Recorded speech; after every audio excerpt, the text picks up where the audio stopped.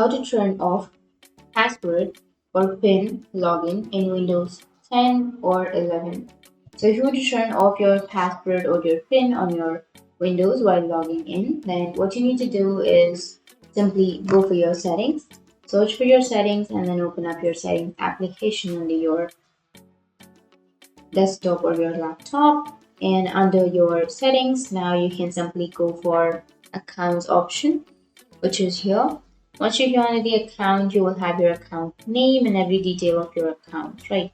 So if you want to turn off the password or PIN option, then you can simply choose the accounts, and from here you can go for your info, and under your info you can go for accounts and go for manage your account, and you can simply enter with a local account or save a local account on your desktop or your Windows.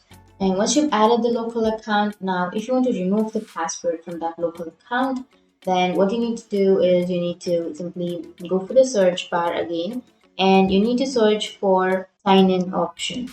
So search for sign in, and here you'll have your sign in options. Click on the sign in options and it will take you to the sign in option.